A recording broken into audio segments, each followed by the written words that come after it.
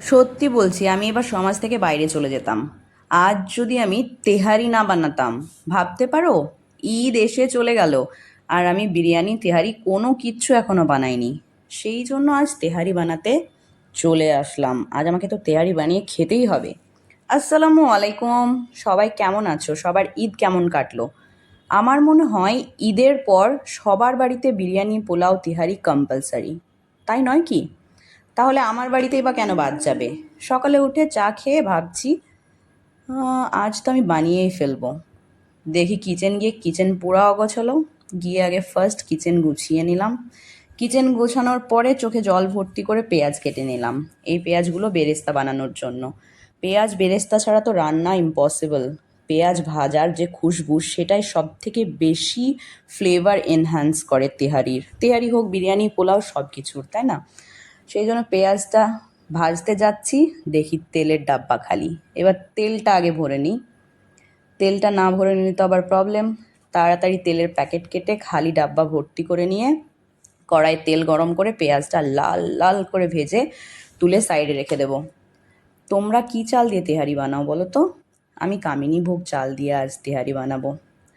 1 cup মতো চাল মেপে ধুয়ে জল ঝরিয়ে একটা সাইডে রেখে দেবো।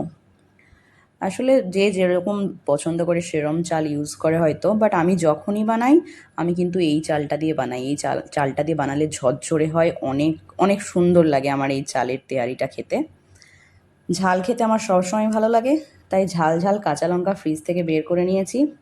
ঝালের কথাই মনে পড়লো, আজকাল বাজারে অনেক ভ্যারাইটি লঙ্কা পাওয়া যায় তো কোনটা ঝাল বোঝা মুশকিল হয়ে যায়। বাইরে থেকে তো বোঝা যায় না। বিক্রি করার জন্য দোকানদাররা বলে, হ্যাঁ এটা ঝাল দিদি, নিয়ে যাও, ওটা ঝাল নিয়ে যাও। আমি বাবা ঝালের ব্যাপারে কাউকে বিশ্বাস করি না, যার জন্য দোকানেই ভেঙে টেস্ট করে নিয়ে আসি বাড়িতে। ব্যাপারটা কি অদ্ভুত, তাই না? আরে সত্যি বলছি, আমি না ঝাল এই লাস্ট টাইম আমি বাজারে যখন গেছিলাম তখন আমি একটা লঙ্কা ভেঙে জিভে দিয়েছি, অনেক ঝাল। দোকানদার আমার দিকে তাকিয়ে বলে, দিদি তুমি এখনো মাথা ঘুরে পড়ে যাওনি? আমি বললাম, না আমি এখনো পড়ে যাইনি। যাই হোক, অ্যাকচুয়ালি আমি মানুষটা একটু অদ্ভুত, বুঝলে তো। একবার আমি বাজারে গেছি অরেঞ্জ কিনবো বলে, হ্যাঁ। দোকানে গিয়ে জিজ্ঞেস করলাম, অরেঞ্জ টক না মিষ্টি? দোকানদার বললো মিষ্টি। আমি বললাম, দাদা আমার না টক অরেঞ্জ লাগবে, নেই? দোকানদার বলে, না নেই, আমি টক অরেঞ্জ বিক্রি করি না। আর তারপর দোকানদার আমার দিকে বড় বড় চোখ করে তাকিয়ে, হ্যাঁ, বললো, আপনি কি পাগল? সবাই মিষ্টি লেবু খোঁজে, আর আপনি নাকি টক লেবু খুঁজছেন? আরেকবার কী হয়েছিল বলতো? আমি একবার অরেঞ্জ কিনে নিয়ে এসলাম, হ্যাঁ, দুটো অরেঞ্জের 20 টাকা 20 টাকা 40 টাকা দাম নিয়েছিল। বাড়িতে গিয়ে দেখি একটা অরেঞ্জ পচা। আমি আবার ওই দোকানে ফেরত দিয়ে এসেছি একটা অরেঞ্জ গিয়ে।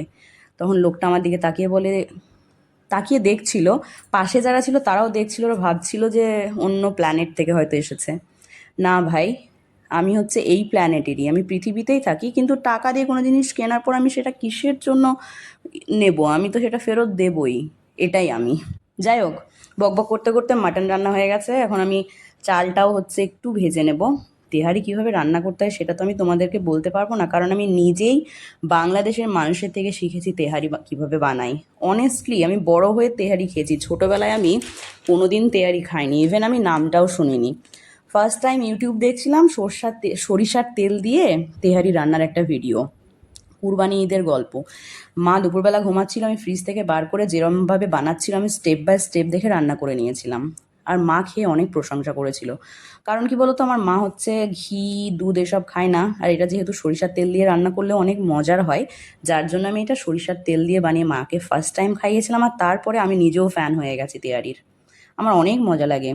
আর হচ্ছে আমার মায়ের জন্য স্পেশালি আমাদের বাড়িতে তেহারিটা আমি মাঝে মধ্যে রান্না করি, এখনও করি, আগেও করতাম। আর আমি 4-5 বছর আগেই মায়ের জন্য ফার্স্ট টাইম রান্না করেছিলাম। আর এই মাঝে মধ্যেই আমার বাড়িতে রান্না হয়। যাই হোক, তোমাদের সাথে বকবক করতে করতে আমার রান্নাও শেষ হয়ে গেল। গল্পের তো আমার শেষ নেই, অনেক গল্প আছে। আমার জীবনটা জুড়ে যত গল্প আছে, একটা একটা করে ডেলি বললেও শেষ হবে না। এই দেখো আমার তেয়ারি, উফ, কি যে একটা সুন্দর ফ্রেগনেন্স, খুশবু, মানে বলে বোঝাতে পারবো না। বলে যদি বোঝাতে পারতাম, দেখে হয়তো বুঝতে পারছো কত লোভনীয়, তেমনি খুশবুটা আমি পাচ্ছি। অনেক মজা হয়েছে, অনেক মজা হয়েছে। আর তেয়ারির সাথে আমার যদি একটু রায়তা না হয় আমার আবার ভালো লাগে না। পেঁয়াজ তো লাগবেই লাগবে, সাথে আমার একটু রায়তা হলেও একদম বেস্ট লাগে। আর এই যে লঙ্কাগুলো, তেহারির এই লঙ্কাটা হচ্ছে আমার সব থেকে বেশি ভালো লাগে। অনেক ঝাল ছিল লঙ্কাগুলো সত্যি, কিন্তু অসম্ভব ভালো রান্না করেছি। আমি নিজের প্রশংসা নিজে করছি। আমি যদি তোমাদেরকে বানিয়ে খাওয়াতে পারতাম, তোমরাও কিন্তু এই কথাটাই আমাকে বলতে যে হ্যাঁ, খুব ভালো হয়েছে। যাই হোক, রান্না তো আমি ভালোই করি, নিজের তারিফ করছি না, যারা খেয়েছে তারা আমাকে রিভিউ দিয়েছে বলেই আমি বলছি। হ্যাঁ, নিজের ঢাক ঢোল আমি নিজে পেটাচ্ছি না। চলো, আমার রান্না কমপ্লিট, খেয়ে নিই, তোমরাও ভালো থাকো।